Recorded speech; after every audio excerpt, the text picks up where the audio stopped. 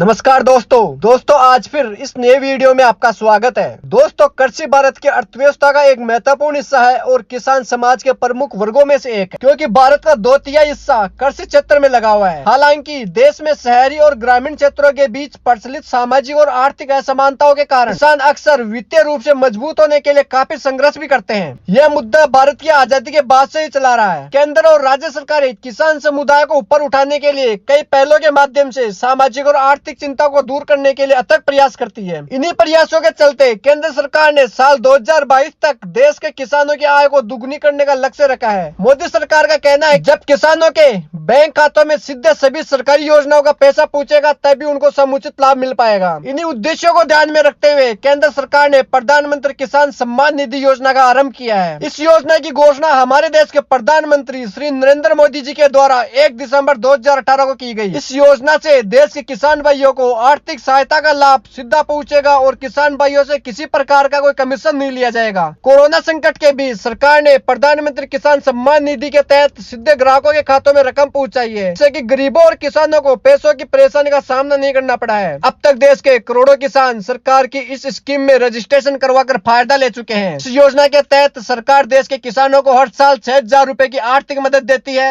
ये मदद 3 किस्तों में दी जाती है। अगर आप भी इस योजना का लाभ उठाना चाहते हैं तो आप इस वीडियो के लास्ट तक बने रहिएगा। और यदि आपने अभी तक भी इस चैनल को सब्सक्राइब नहीं किया है तो आप इस चैनल को सब्सक्राइब कर दीजिएगा और बेल आइकन को दबा दीजिएगा, जिससे जैसे ही मैं कोई नई जानकारी या नई योजना लेकर आऊं तो आपके मोबाइल में भी घंटी बजे। साथ ही मेरा हौसला इससे और भी बुलंद होगा और मैं आपके लिए ऐसी और भी नई नई योजनाएं लेकर आऊंगा। दोस्तों, साथ ही मैं आपको बता दूं कि इस वीडियो के डिस्क्रिप्शन में मैंने टेलीग्राम चैनल का लिंक दिया हुआ है, जिससे आप जुड़कर ऐसी योजना के बारे में और भी ज्यादा जानकारी ले सकते हैं। तो दोस्तों, अब हम बात करते हैं कि प्रधानमंत्री किसान सम्मान निधि योजना के लिए क्या क्या योग्यताएं होनी चाहिए। तो सबसे पहले मैं आपको बता दूं कि वो किसान भारतीय नागरिक होना चाहिए। दूसरी योग्यता के बारे में बात करें तो उस किसान भाई के पास कृषि योग्य भूमि होनी चाहिए। यदि उस किसान भाई के पास जो जमीन है वो कृषि योग्य नहीं है तो वह किसान इस योजना का लाभ नहीं उठा सकता है। दोस्तों, यदि हम तीसरी योग्यता की बात करें तो पहले यह था कि जिनके पास 2 हेक्टेयर या 12 बीघा से कम जमीन है वो इस योजना का लाभ उठा सकते थे, लेकिन अब सरकार ने सभी किसान भाइयों के लिए यह योजना लागू कर दी है, चाहे उनके पास 2 हेक्टेयर से भी ज्यादा जमीन हो। तो दोस्तों, आप भी इन योग्यताओं के साथ किसान सम्मान निधि योजना के लिए आवेदन कर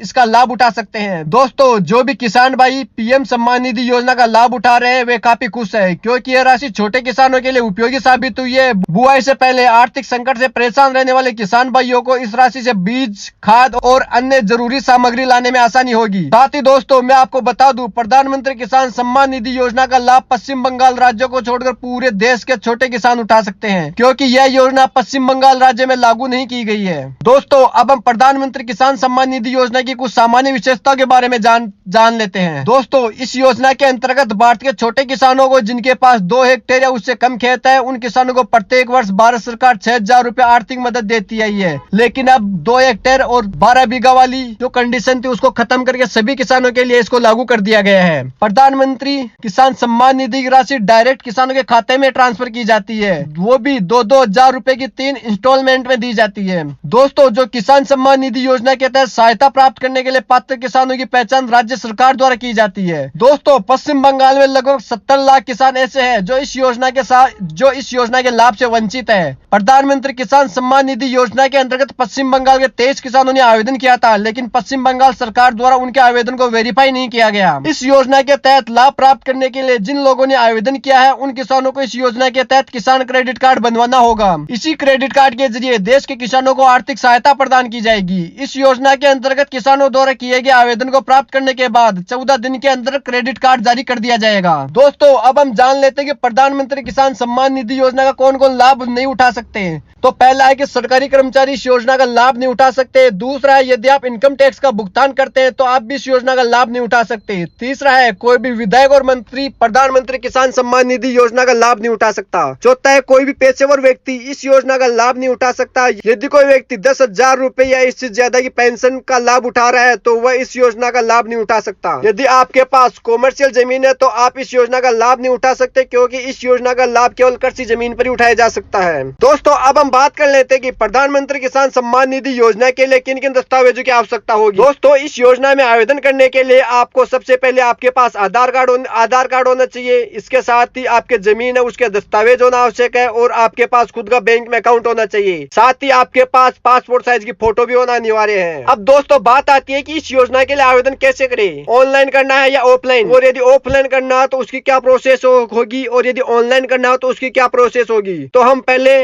ऑनलाइन आवेदन की प्रक्रिया जान लेते हैं। तो देश के जो इच्छुक लाभार्थी किसान इस प्रधानमंत्री किसान सम्मान निधि योजना के अंतर्गत आवेदन करना चाहते हैं तो आवेदक को प्रधानमंत्री किसान सम्मान निधि योजना की ऑफिशियल वेबसाइट पर जाना होगा, जिसका लिंक इस वीडियो के डिस्क्रिप्शन में दिया हुआ है। वहां पर जाकर आप सीधे प्रधानमंत्री किसान सम्मान निधि योजना के फॉर्म पर जा सकते हैं और फॉर्म में पूछी गई सभी जानकारी फिल करने के बाद आपको उसको सबमिट कर देना है। अब दोस्तों हम बात कर लेते हैं कि इसके लिए ऑफलाइन आवेदन कैसे करना है। तो दोस्तों इसके लिए अभी गोवा सरकार ने आवेदन करने के लिए ऑफलाइन तरीके को आरंभ किया है। यदि आप भी गोवा राज्य से हैं तो किसान सम्मान निधि योजना के अंतर्गत आवेदन कर सकते हैं। तो इसके लिए अपने संबंधित तहसीलदार, ग्राम प्रधान या ग्राम पंचायत से संपर्क कर सकते हैं। तो दोस्तों यदि आप भी प्रधानमंत्री किसान सम्मान निधि योजना का लाभ उठाना चाहते हैं तो आपके पास आपका आधार कार्ड होना अनिवार्य है। यदि आपके पास आपका आधार कार्ड नहीं है तो आप इस योजना का लाभ नहीं उठा सकते।